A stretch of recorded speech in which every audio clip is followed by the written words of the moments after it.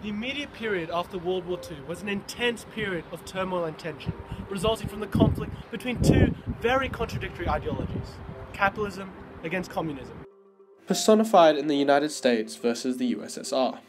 It was called the Cold War, as these two rising superpowers never fought directly, but fought an ideological war by proxy, supporting foreign armies who shared either of their respective beliefs. These were the so-called proxy wars, hotspots in a seemingly Cold War. But why did they exist? After the fall of Nazi Germany in 1945, mounting pressure led to the weak pact between the Allies and the Soviets being dissolved, resulting in the drawing of the Iron Curtain all across Europe, separating the communist world from the capitalist. The Cold War was a conflict of ideology, countries aligning on either side of a chessboard, capitalist white against communist red. Tensions built, and each side raced to surpass the other in almost every aspect of daily life. The famous space race, race to the moon, and the nuclear arms race defined this period of competition and fear. With each side striving to develop better weapons than the other, the threat of nuclear holocaust became imminent, and a policy of mutually assured destruction was established, affectionately known as MAD. To prevent the two powers from destroying each other in the world, they avoided conflict, and rather fought by proxy in hotspots that became proxy wars. These were conflicts to defend respective ideologies and prevent the expansion of foreign powers. There were two major motives that caused these conflicts: the US foreign policy containment and the fears of Soviet expansion. One of the driving forces of the proxy wars that took place during the Cold War was the enforcement of US foreign policy, which aimed to contain the spread of communist influence. This was infamously summarized in the policy of containment, conceived to contain the spread of communism's sphere of influence by occupying neighboring states to cordon off the spread of communism like an ideological barrier. However, with its implementation after China became communist, this policy escalated from ideological to physical warfare, and from 1950 to 1953, this policy was instrumental in the sparking of one of the most famous proxy wars, the Korean War. So, Ambassador Battle, could you please start by telling us what the sense of loss was in 1949 after China became communist? Amongst the US administration, what was the mood? Well, the question of loss of China always seemed to me to be a little ridiculous. It was never ours to lose in the first place, and it was an exaggerated loss in terms of attitude about communism. Somehow anything that any country that internally changed its own order and went in a direction we didn't approve of, it was a fault of the United States government, and usually blamed on the State Department. And so when China fell and Chiang Kai-shek left, not that he was overthrown by anyone particularly, he moved out because he saw his day was over.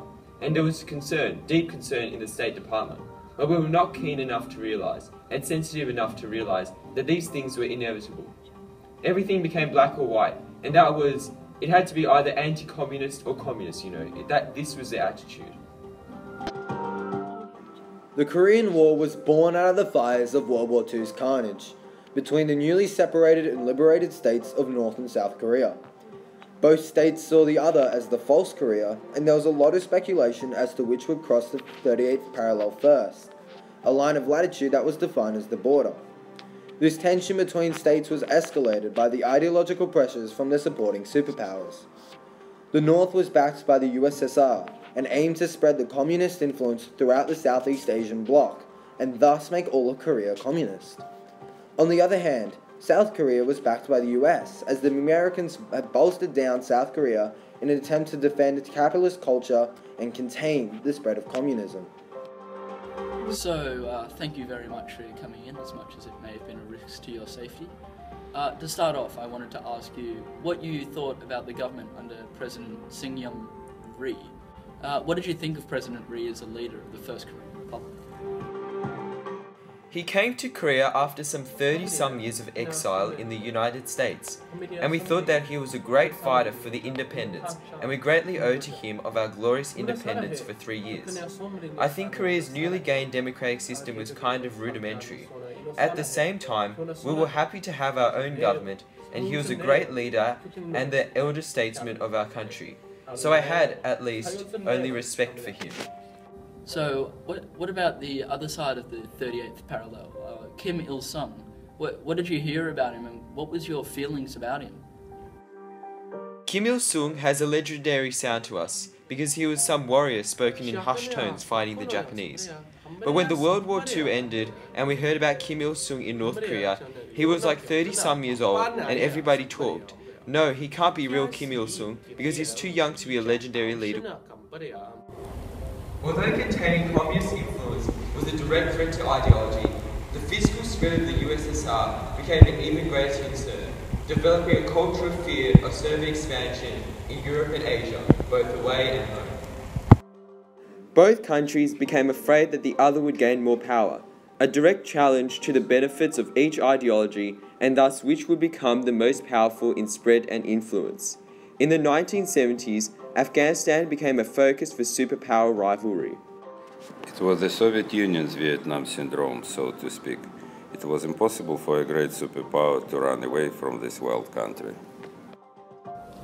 Close to the Persian Gulf's oil and the Indian Ocean ports, it shared a border with Iran in the west and Pakistan in the southeast. In the north, it shared a border with the Muslims of the Soviet Union's Central Asia republics.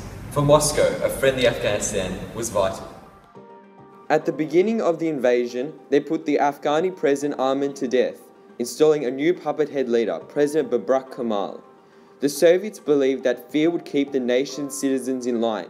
However, many became unhappy and banded to form a resistance force, known as the Mujahideen, that sought to overthrow the Soviet consolidation.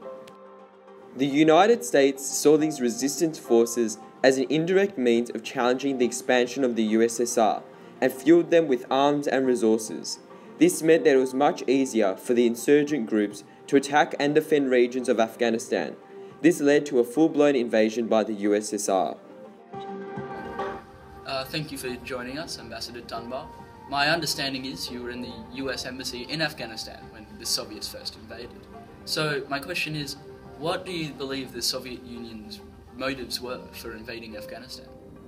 I think it's overwhelmingly the fact that they could not stand to see a communist regime that had been installed in power, albeit by a coup d'etat, that they could not stand to see it fail.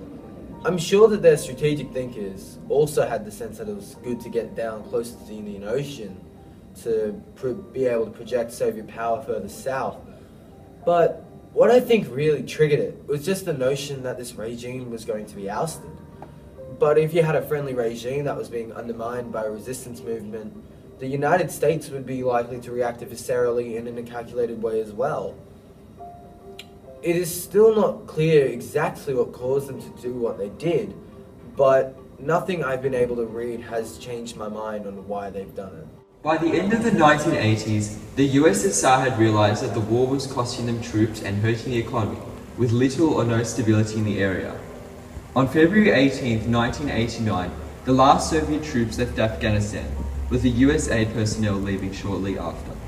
Ultimately, the proxy war served as this Cold War's means of releasing tension between the two major superpowers, the US and the USSR. The ignition of such conflicts was due to a number of different causes, from foreign policy in Korea to containment in Afghanistan. However, they all serve the same purpose, a superficial flex of each other's political and ideological muscle, finding ways to achieve their military goals while avoiding worldwide annihilation.